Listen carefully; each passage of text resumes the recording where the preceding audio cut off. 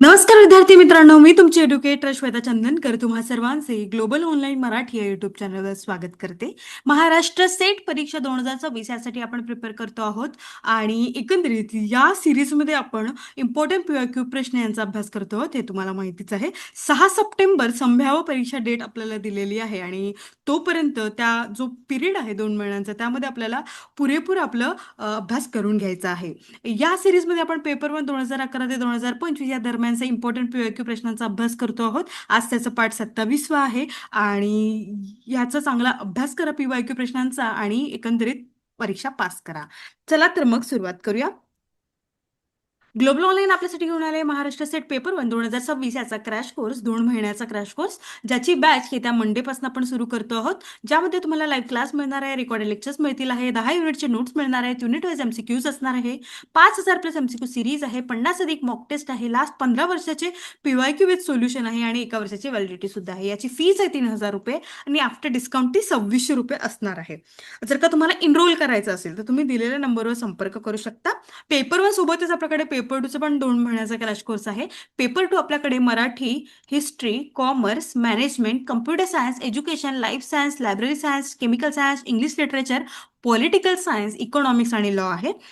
यामध्ये जे आहे तुम्हाला पेपर 1 फ्री मिळणार आहे. कंप्लीट 10 युनिटचे नोट्स मिळतील आहे, 20 अधिक टेस्ट आहे, फुल सिलेबस टेस्ट आहे, सोबतच 1 वर्षाची व्हॅलिडिटी सुद्धा आहे. या बॅचची किंमत आहे 10,000 रुपये आणि आफ्टर डिस्काउंट ही 4,000 रुपये असणार आहे.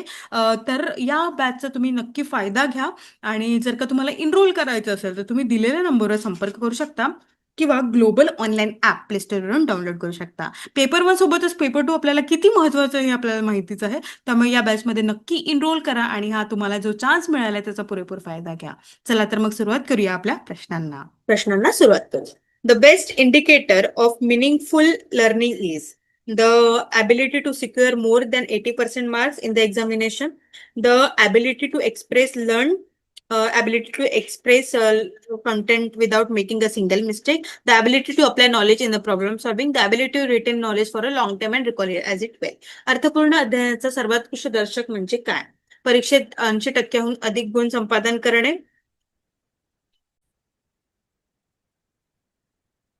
एकही चूक न करता शिकलेला आशय अभिव्यक्त करण्याची क्षमता. बी. सी. ज्ञानाचे समस्या निराकरण उपयोजन करण्याची क्षमता. डी. ज्ञानाचे दीर्घकाळ धारणा व यादृच्छिक करता प्रत्यय वाहण्याची क्षमता. काय असणार आहे? तर बेस इंडिकेटर जे आहे मिनिंगफुल लर्निंग कधी होतं जेव्हा ability to apply knowledge in जे आपण ज्ञान देतो ते आपण रिअल लाईफमध्ये आपल्याला प्रॉब्लेम आले, समस्या आले, त्याचं आपण निराकरण करू शकलो तर त्या लर्निंगचा फायदा असते है ना. त्यामुळे आपलं उत्तर काय असणार आहे? ऑप्शन सी असणार आहे. ज्ञानाच्या समस्या निराकरणात उपयोजन करण्याची क्षमता. रिअल लाईफ प्रॉब्लेम सॉल्व्ह करण्यासाठी जे असते ना ते meaning of learning best indicator आहे. अर्थपूर्ण अध्ययनासाठी सर्वोत्कृष्ट दर्शक म्हणजे ते म्हटलं जाते.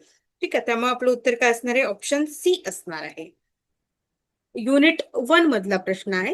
ठीक आहे. आता या प्रॉब्लेम सॉल्व्हिंग याच्यावरून मला आठवलं की ते 3 लेअर जे आहे मेमोरी लेवल, अंडरस्टँडिंग आणि रिफ्लेक्टिव्ह लेवल. रिफ्लेक्टिंग लेवलचा जो लर्नर असतो ना तो प्रॉब्लेम सॉल्व्हिंग मेथड स्वतः वापरत असतो है ना, कारण तो अडल्ट असतो, मोठा असतो तो. ठीक आहे. विद्यार्थी सक्रिय अध्ययन करता असल्याचा निदर्शक खालीलपैकी कोणता? Which of the following indicates that a student is an active learner. Unit 1 मधला प्रश्न आहे. ऍक्टिव्ह लर्नर कधी असतो ते आपल्याला विचारलंय. Is a regularly present in the class, takes carefully note during lecture, always answer the teacher question, challenge the teacher statement if he disagreement. वर्गात नियमित उपस्थित असतो, व्याख्यानाची काळजीपूर्वक टिपणे घेतो, शिक्षकाच्या प्रश्नांना नेहमी उत्तरे देतो आणि शिक्षकाच्या विधानाशी असहमत असल्यास आव्हान देतो. आता रेग्युलर स्टुडंट, ऍक्टिव्ह स्टुडंट नेहमीच उपस्थित राहतोय है ना, हे सुद्धा बरोबर आहे. व्याख्यानाची काळजीपूर्वक टिपणे घेतो हे सुद्धा बरोबर आहे. शिक्षकांना प्रश्नांना नेहमी उत्तर देतो हे सुद्धा बरोबर आहे आणि शिक्षकाच्या विधानाशी असहमत असल्यास आव्हान देतो हे सुद्धा बरोबर आहे. आता यातून आपल्याला 100% जे बरोबर आहे ते आपल्याला टिक करायचं आहे. तर त्यामधून आपल्याला उत्तर डी चॅलेंजेस जे आहे, शिक्षकाच्या विधानाशी असहमत असल्यास आव्हान देतो, चॅलेंज करतो है ना, तो काय आहे? ऍक्टिव्ह लर्नर आहे. त्यामुळे आपलं उत्तर काय असणार आहे? ऑप्शन डी असणार आहे. ग्लोबल ऑनलाईन आपल्यासाठी घेऊन आले आहे 5,000 प्लस प्रश्नांचा संच, मॉक टेस्ट, 50 सराव प्रश्नपत्रिका, मराठी आणि इंग्लिश या दोन्ही लँग्वेज मध्ये आहे. Amazonवर हे अवेलेबल आहे. तुम्ही ते ऑर्डर करू शकता. यामध्ये मागील वर्षाच्या प्रश्नपत्रिका आहे, युनिट वाईज मॉक टेस्ट आहे, संपूर्ण अभ्यासक्रमावर आधारित मॉक टेस्ट आहे. त्यामुळे तुम्ही ही जर का अभ्यासाला म्हणजे प्रश्नांना तर सुरुवात केली असेल MCQs PYQ साठी, तर तुम्हाला हे खूप महत्वाचे ठरणार आहे. यांनी खूप चांगला अभ्यास होईल आहे तुमचा आणि नक्कीच तुम्हाला सेट एक्झाम मध्ये यश संपादन. अध्ययन प्रामुख्याने डॅश यावर अवलंबून असते. लर्निंग प्रायमरीली डिपेंड्स ऑन नियमित उपस्थिती, अध्ययन प्रेरणा, उच्च बुद्धिमत्ता स्तर, स्मरणात ठेवण्याची क्षमता, regular attendance, motivation to learn, high level of intelligence, ability to mesmerize. नियमित उपस्थिती असणार तर अध्ययन प्रामुख्याने यावर उपस्थितीवर असते का? कधी कधी मुलं उपस्थित राहतात पण त्यांचं लक्ष राहत नाही. ठीक आहे.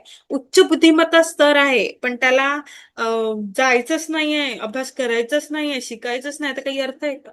स्मरणात ठेवण्याची क्षमता खूप आहे पण ते जर का त्याला नसेलच शिकायचं तर काय करणार ना. त्यामुळे जर का मोटिवेशन टू अध्ययन, स्वतःलाच त्याला अध्ययन करताना प्रेरणा नसेल, मोटिवेशन नसेल की नाही मला अभ्यास करायचा आहे, तर काहीही होणार नाही. त्यामुळे हे खूप यावर खूप अवलंबून असतं अध्ययन प्रामुख्याने.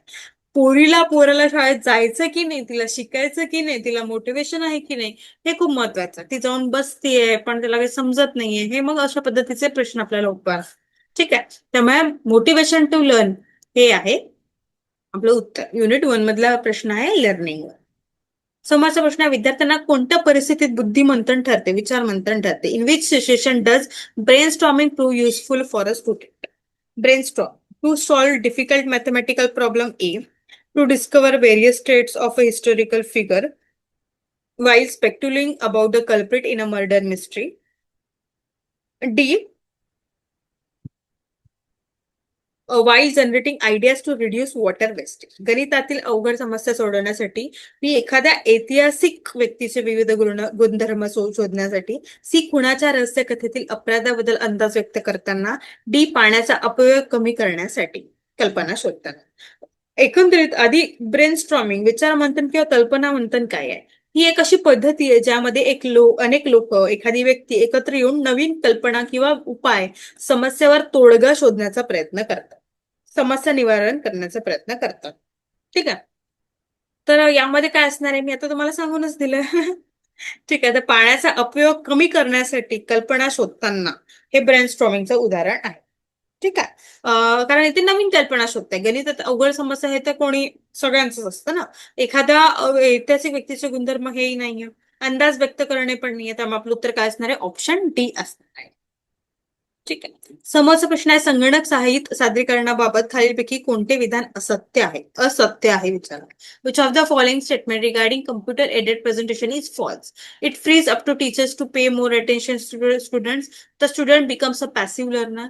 C, it provides scope for a student interaction. Teachers can develop it themselves.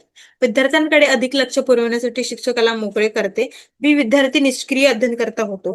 C, यातून विद्यार्थ्यांच्या आंतरक्रियांना वाव मिळतो. डी, यांचे विकसन शिक्षक करू शकतो.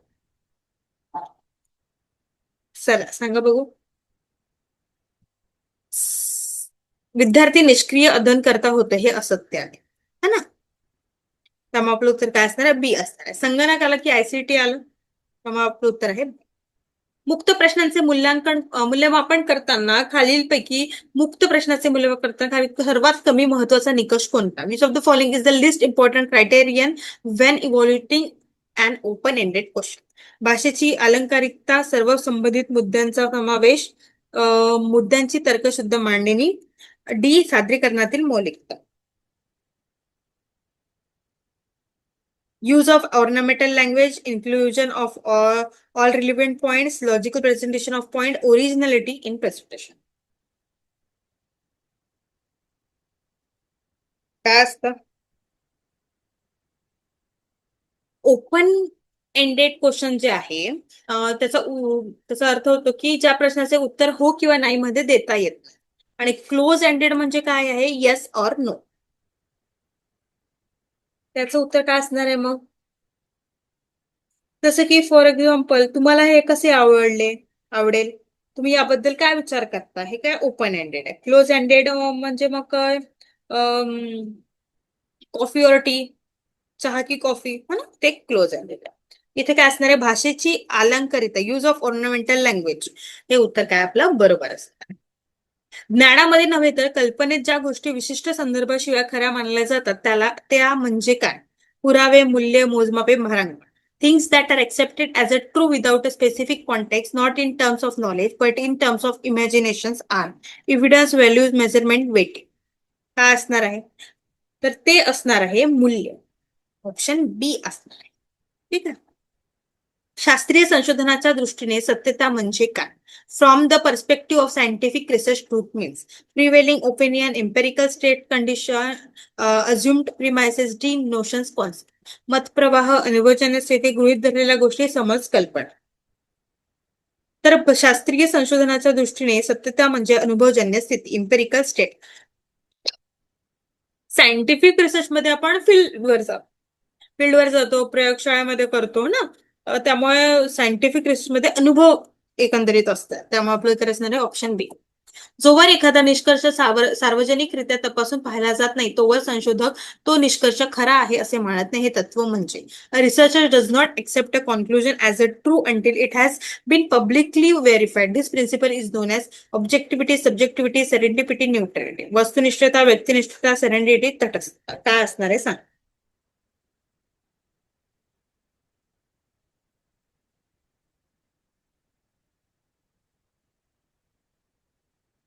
ते आहे वस्तुनिष्ठता, ऑप्शन ए. संशोधनात वस्तुनिष्ठता म्हणजे काय तर पूर्वग्रह जे असतात, भावना किंवा मते बाजूला ठेवून आपण तथ्यावर आधारित निष्कर्ष काढतो. जेव्हा एखादा निष्कर्ष हा पडताळणी योग्य असतो तेव्हाच त्याला आपण वस्तुनिष्ठ.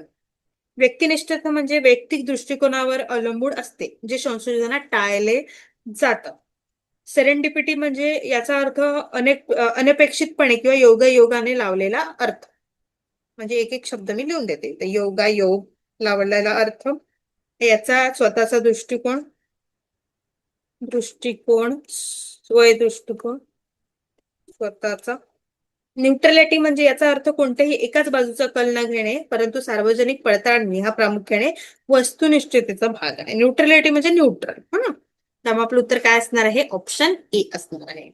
व्यक्तिनिष्ठता, वस्तुनिष्ठ, सॉरी.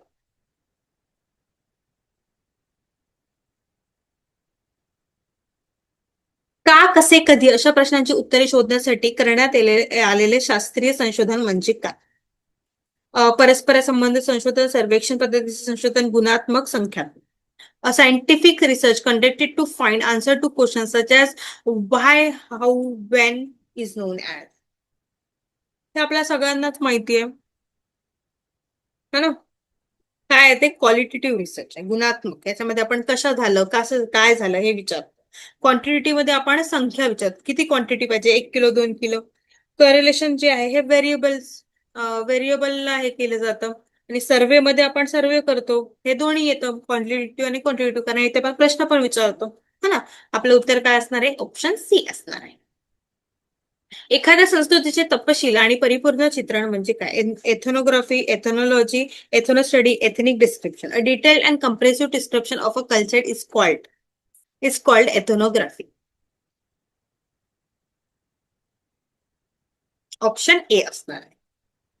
माहिती गोळा करण्यासाठीच्या साधनांची पूर्वचाचणी कोणत्या पद्धतीत केली जाते? निरीक्षण, वेक्षीय, केस स्टडी, मुलाखत, प्रश्नावली. In which method pre test of the data collection tool collected. Data collection साठी आपण केस स्टडी करतो ना.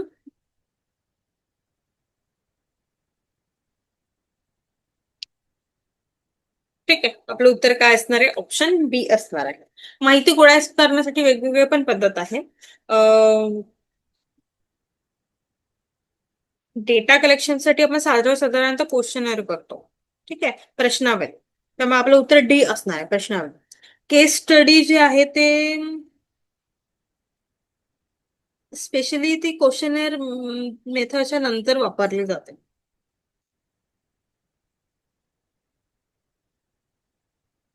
ठीक आहे, मला तर मेन लिडिंग क्वेश्चनरच वाटतोय. अशा पद्धतीचे जे प्रश्न आहेत ते थोडेसे कन्फ्युजिंग असतात. त्यामुळे in which method is a pre-test of the data collection tool conducted. Okay, निरीक्षण, ऑब्झर्वेशन तर नसणार आहे. ओके, आपण कट करूया. ओके.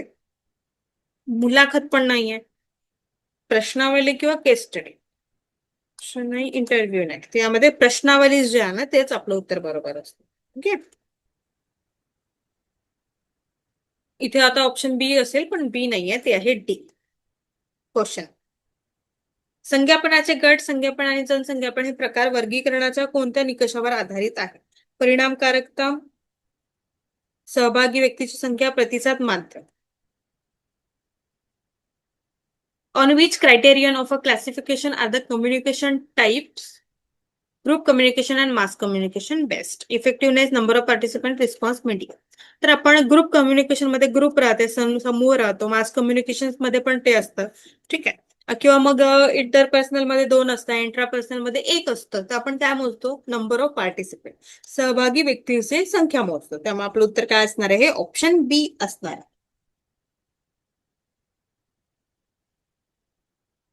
मार्शल मॅकल्युहानने केलेल्या माध्यम हा संदेश या प्रसिद्ध विधानातून खालीलपैकी काय सूचित होते? What is implied by Marshall McLuhan famous statement, the medium is the message?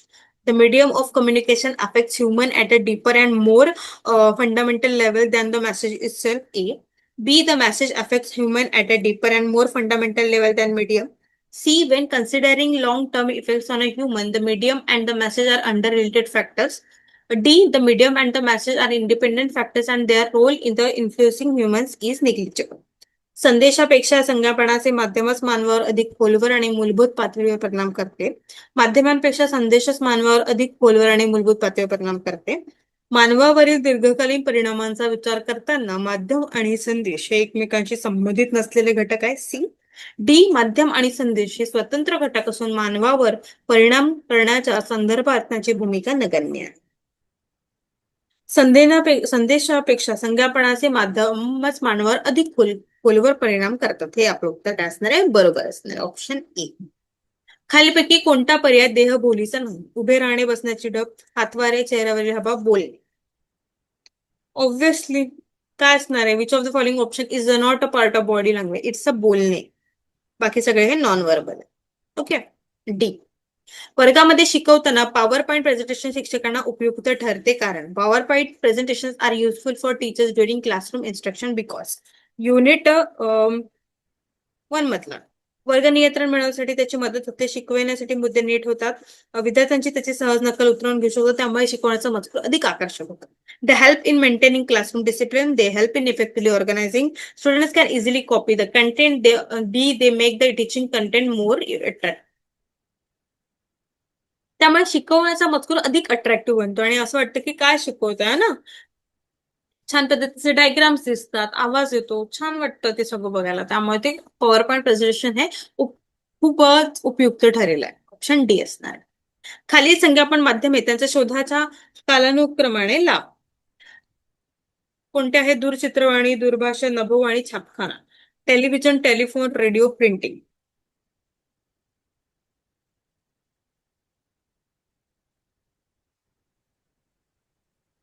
Printing जे आहे ते येते 1440 मध्ये जॉन्सन गुटेनबर्गनी. टेलिफोन जो आहे हा 1876, टेलिफोन 1876, रेडिओ 1895, त्यानंतर येतं टेलिव्हिजन 1927. त्यामुळे आपलं उत्तर असणार आहे ऑप्शन बी. ठीक आहे, सगळ्यांनी लिहून घ्या. परत एकदा लिहून देऊ का? बरं. प्रिंटिंग 1440, टेलिफोन 1876, रेडिओ 1895 आणि टेलिव्हिजन 1927. हे टेलिव्हिजन, टीव्ही. ओके. भारतातील प्रसारमाध्यमांचे अभिव्यक्ती स्वातंत्र्य डॅशने प्रमाणित केले आहे. Freedom of expression for a mass media in India is guaranteed by advisor, constitution, owner, professional. जाहिरातदार, राज्यघटना, मालक, व्यावसायिक. भारतातील प्रसार माध्यमाचे अभिव्यक्ती स्वातंत्र्य जे आहे ते राज्यघटनाने प्रमाणित केली आहे. त्यामुळे आपलं उत्तर असणार आहे ऑप्शन. योग्य पर्याय वापरून रिकामी जागा भरा. आपल्याला नंबर सिरीज दिलेली आहे. 21, 12, 32, 23, 43, 34, 54.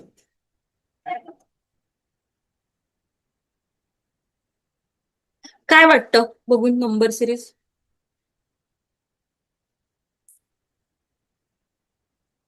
याला काय केलंय, उलट केलंय. 21 ला 12, 32 ला 23, 43 ला 34, 54 ला काय होईल मग 45. त्यामुळे आपलं उत्तर काय असणार आहे, ऑप्शन ए असणार आहे.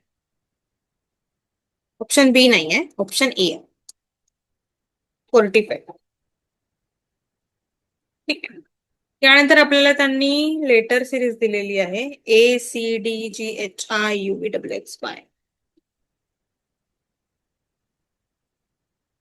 आता ए हा पहिला आहे, त्यानंतर बी सोडलाय, त्यानंतर सी डी घेतलाय, नंतर ई एफ सोडलाय, मग जी एच आय घेतलाय, म्हणजे 1 2 3. आता 4 येणार है ना. तर इथे 2 सोडल्या म्हणजे 3 सोडायला लागेल. H I JKL. जे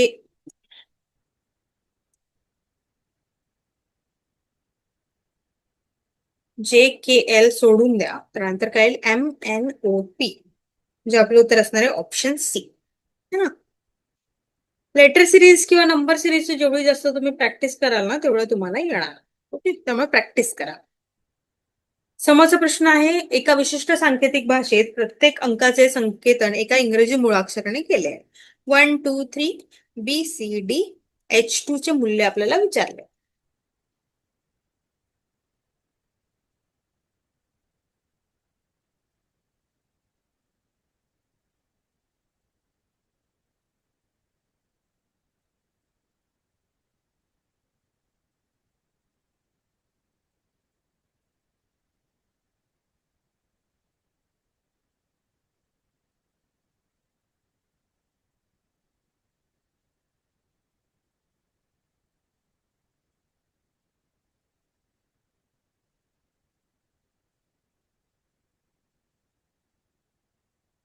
चला सांगा बघू.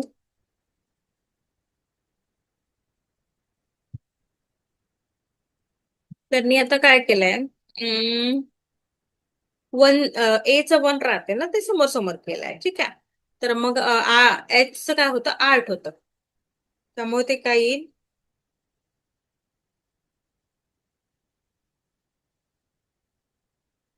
पण आपल्याला लेटर विचारलं, व्हॉट इज द व्हॅल्यू.